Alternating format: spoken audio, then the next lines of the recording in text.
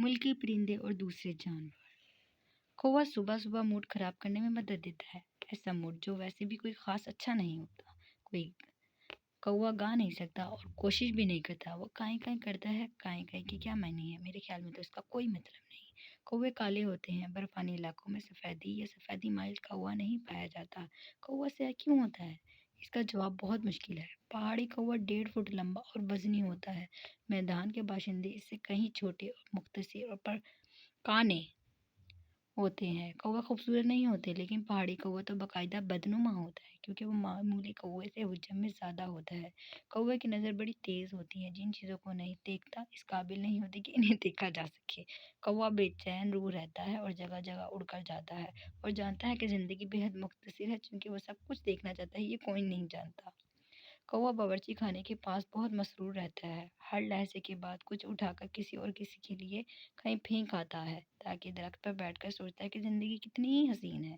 کہیں بندوق چلے تو کوا اسے ذاتی توہین سمجھتے ہیں اور دفعتاً لاکھوں کی تعداد میں کہیں سے آ جاتے ہیں۔ اس قدر شور مچاتا ہے کہ بندوق چلانے والا مہینوں پچھتاتا رہتا ہے۔ بارش ہوتی ہے تو کوے نہاتے ہیں اور حفظان صحت کے اصولوں کا ذرا خیال نہیں رکھتے۔ کوا سوچ بچار کے قریب نہیں بھٹکتے۔ اس کا عقیدہ ہے کہ ذرا فکر کرنا اعصابی بنا دیتا ہے۔ کوے سے ہم کئی سبق سیکھ سکتے ہیں۔ کوا بڑی سنجیدگی سے اڑتا ہے، بالکل چونچ کی سیر میں۔ کوا اڑ رہے ہوں تو معلوم ہوتا ہے کہ شرط لگا کر اڑ رہے ہیں۔ کوے فکر معاش میں دور دور نکل جاتے ہیں، لیکن کبھی کھوئے نہیں جاتے۔ شام کے وقت کوئی 10,000 کوے کہیں سے واپس آ جاتے ہیں۔ ممکن ہے کہ یہ غلط کوے ہوں گے، مگر اگر کوئی کووں سے نالا ہے تو یہ مت بھولیے گا کہ کوے بھی آپ سے ہی نالا ہیں۔ بلبل بلبل ایک روایتی پرندہ ہے جو ہر جگہ موجود ہے، سوائے وہاں کے جہاں اسے ہونا چاہیے۔ اگر آپ کا خیال ہے کہ آپ نے چڑیا گھر میں یا باہر بلبل دیکھی ہے تو یقیناً کچھ اور دیکھ لیا ہے۔ ہم ہر خوشگلو پرندے کو بلبل سمجھتے ہیں۔ قصور ہمارا نہیں، ہمارے ادب کا ہے۔ شاعروں نے نہ بلبل دیکھی ہے نہ اسے سنا ہے، کیونکہ اصل بلبل اس ملک میں نہیں پائی جاتی۔ سنا ہے کہ وہ کوہ کمالیہ کے دامن میں کہیں بلبل ملتی ہے، لیکن کوہ کمالیہ کے دامن میں شاعر نہیں ملتے۔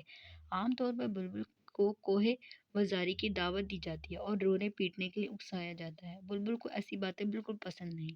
ویسے بلبل ہونا کوئی مضحکہ خیز ہوتا ہوگا۔ بلبل اور گلاب کے پھول کی افواہ کسی شاعر نے اڑائی تھی، جس نے رات گئے گلاب کی ٹہنی پر بلبل کو نالا و شیون کرتے دیکھا تھا۔ کم از کم اس کا خیال تھا کہ وہ پرندہ بلبل ہے اور وہ چیز نالا و شیون۔ رات کو اینک کے بغیر کچھ کا کچھ دکھائی دیتا ہے۔ بلبل پروں سمیت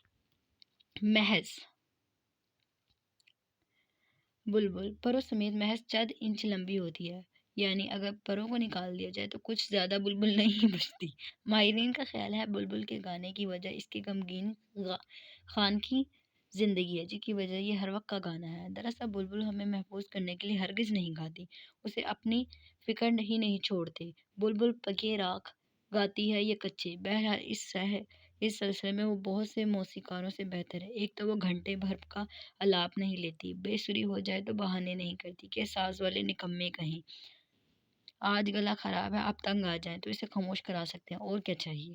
جیسے گرمیوں میں لوگ پہاڑوں پہ چل جاتے ہیں، اسی طرح پرندے بھی موسم کے لحاظ سے نقل وطن کرتے ہیں۔ بلبل کبھی کہیں نہیں جاتی، اس کا خیال ہے کہ وہ پہلے ہی سے وہاں ہے جہاں اسے پہنچنا چاہیے تھا۔ ہمارے ادب کو دیکھتے ہوئے بھی بلبل کا ایک رخ کیا تو نتائج کی ذمہ دار خود ہوگی۔ اب اگلی بات آپ پہ آتے ہیں۔ اگلا ہے بھینس۔ ہم بیسیکلی پڑھ رہے ہیں پرندے اور غیر ملکی پرندے اور دوسرے جانور جن کے بارے میں ہم جاننا چاہتے ہیں یا جن کے بارے میں شاعر کے اپنے خیالات ہیں۔ بھینسوں کی قسمیں نہیں ہوتی، وہ سب ایک جیسی ہوتی ہیں۔ بھینس کا وجود بہت سے انسانوں کے لیے باعث مسرت ہے۔ مسرت کیوں ہے؟ کیونکہ یہ چوپائے جانور ہیں، ان سے دودھ، مکھن اور مختلف چیزیں حاصل کرتے ہیں۔ بھینس کا ہم عصر چوپایا گائیں دنیا بھر میں موجود ہے، لیکن بھینس کا فخر صرف ہمیں ہی نصیب ہے۔ تبت میں گائے کے وزن پر سرا گائے ہوتی ہے، سرا بھینس کہیں نہیں ہوتی۔ بھینس کے بچے شکل میں ننیال اور ددیال دونوں بڑھ جاتے ہیں، لہٰذا فریقین ایک دوسرے پر تنقید بھی نہیں کرتے۔ بھینس سے ہماری محبت بہت پرانی ہے۔ بھینس ہمارے بغیر رہ لے، لیکن ہم بھینس کے بغیر ایک دن بھی نہیں رہ سکتے۔ یہ تو بات وہی ہو گئی کہ ہم گاؤں میں رہ رہے ہیں۔ کل یہ شکایت عام ہے کہ لوگوں کو کوٹھی ملتی ہے تو ایسی جگہ جس میں گراج تک نہیں ہوتے، جہاں بھینس باندھی جا سکے۔ کئی بھینسیں اتنی بھدی نہیں ہوتی مگر کچھ ہوتی ہی ہیں۔